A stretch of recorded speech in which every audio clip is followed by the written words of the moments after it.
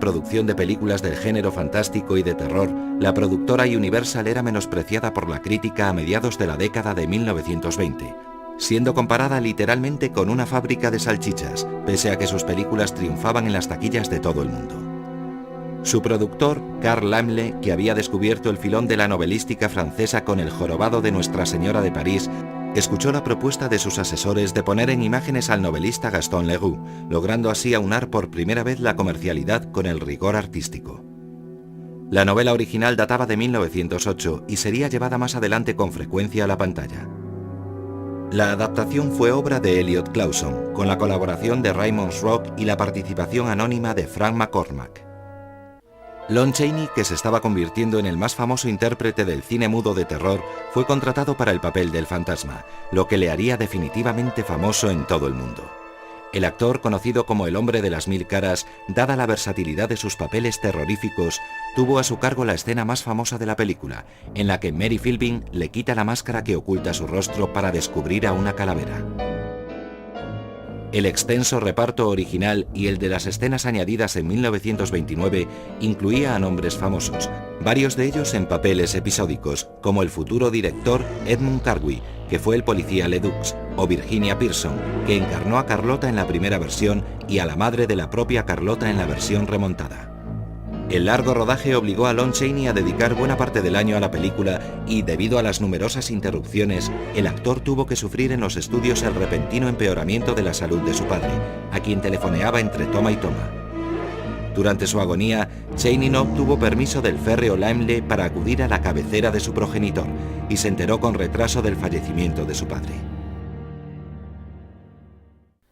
Algunas escenas fueron rodadas en Technicolor bicromático, procedimiento por el que se había rodado un año antes El Pirata Negro con Douglas Fairbanks. Entre otras escenas importantes, se rodaron con dicha técnica el baile de máscaras, dirigido en buena parte por Lon Chaney, y el inicio de la ópera con el público sentado en sus palcos y butacas. La escena en el tejado fue virada en azul y la capa del fantasma fue pintada a mano en cada fotograma. Rodada íntegramente en estudio, fueron piezas importantes de su éxito artístico el vestuario, la dirección artística de Charles Hall y los fabulosos decorados de Ben Carré, quien se encargó también del diseño de las catacumbas y quien conocía perfectamente la Ópera Garnier de París donde se desarrollaba la acción, ya que había trabajado allí. El edificio de la ópera se levantó tanto su fachada como su interior en tan solo 9 semanas. Por otro lado, la cama barroca en forma de barco donde reposaba Christine había pertenecido a Gaby Delis, un famoso hombre de teatro, y volvería a ser utilizada en 1950 como pieza fundamental en el dormitorio de Norma Desmond, interpretada por Gloria Swanson en El crepúsculo de los dioses. El rodaje duró 4 meses con un costo de $1 millón y en él se dijo que habían participado 3.500 extras.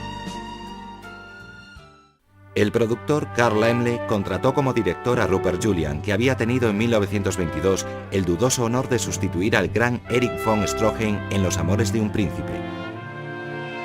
y que por juego del destino sería también sustituido antes de acabar el rodaje por Edward Sedgwick.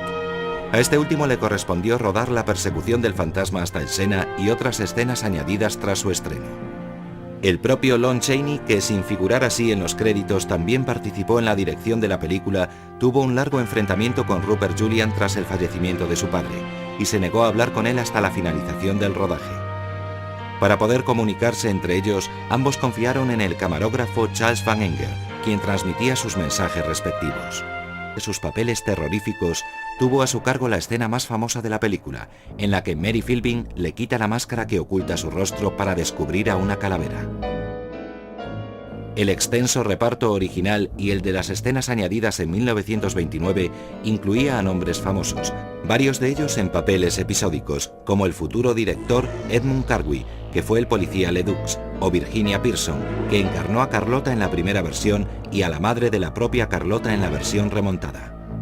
El largo rodaje obligó a Lon Chaney a dedicar buena parte del año a la película y, debido a las numerosas interrupciones, el actor tuvo que sufrir en los estudios el repentino empeoramiento de la salud de su padre, a quien telefoneaba entre toma y toma.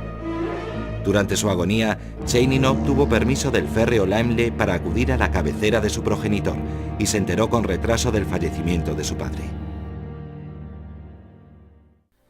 Algunas escenas fueron rodadas en Technicolor bicromático, procedimiento por el que se había rodado un año antes El Pirata Negro con Douglas Fairbanks. Entre otras escenas importantes, se rodaron con dicha técnica el baile de máscaras, dirigido en buena parte por Lon Chaney, y el inicio de la ópera con el público sentado en sus palcos y butacas. La escena en el tejado fue virada en azul y la capa del fantasma fue pintada a mano en cada fotograma. Rodada íntegramente en estudio, fueron piezas importantes de su éxito artístico el vestuario, la dirección artística de Charles Hall y los fabulosos decorados de Ben Carré, quien se encargó también del diseño de las catacumbas y quien conocía perfectamente la Ópera Garnier de París donde se desarrollaba la acción, ya que había trabajado allí. El edificio de la ópera se levantó tanto su fachada como su interior en tan solo 9 semanas. Por otro lado, la cama barroca en forma de barco donde reposaba Christine había pertenecido a Gaby Delis, un famoso hombre de teatro, y volvería a ser utilizada en 1950 como pieza fundamental en el dormitorio de Norma Desmond, interpretada por Gloria Swanson en El Crepúsculo de los Dioses. El rodaje duró 4 meses con un costo de $1 millón y en él se dijo que habían participado 3.500 extras. El productor Carl Laemmle contrató como director a Rupert Julian, que había tenido en 1922 el dudoso honor de sustituir al gran Erich von Stroheim en Los Amores de un Príncipe, y que por juego del destino sería también sustituido antes de acabar el rodaje por Edward Sedgwick. A este último le correspondió rodar la persecución del fantasma hasta el Sena y otras escenas añadidas tras su estreno. El propio Lon Chaney, que sin figurar así en los créditos también participó en la dirección de la película, tuvo un largo enfrentamiento con Rupert Julian tras el fallecimiento de su padre, y se negó a hablar con él hasta la finalización del rodaje. Para poder comunicarse entre ellos, ambos confiaron en el camarógrafo